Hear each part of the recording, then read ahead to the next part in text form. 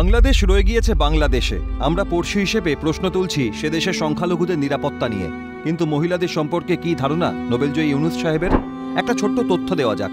এশিয়ার মধ্যে বাল্যবিবাহ সব থেকে বেশি হয় বাংলাদেশে, মানে ফার্স্ট বয়। গোটা বিশ্বেও রয়েছে প্রথম 10-এ, আরও স্পষ্টভাবে বললে 8ম স্থানে।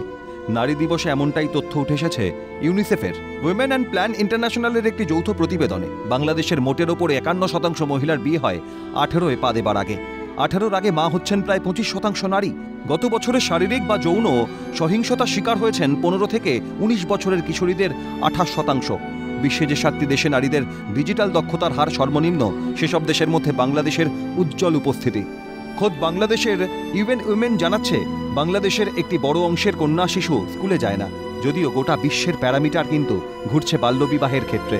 আগে প্রতি 4 জনের মধ্যে একজন নাবালিকার বিয়ে হতো, বর্তমানে তা কমে দাঁড়িয়েছে প্রতি 5 জনের মধ্যে একজন। এটা একটি সার্বিক হিসেব।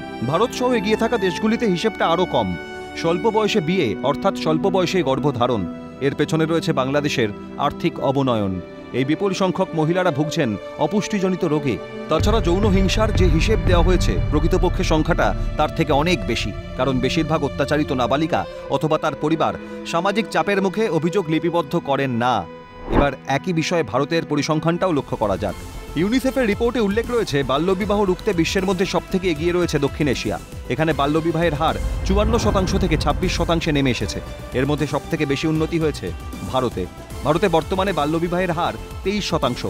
এদেশে বাল্যবিবাহ কমার নেপথ্যে নারী শিক্ষা, দারিদ্র্য দূরীকরণের মতো বিভিন্ন অনুঘটকের কথা উল্লেখ করেছে ইউনিসেফ।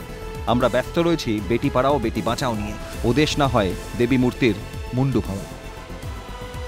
Calcutta television network.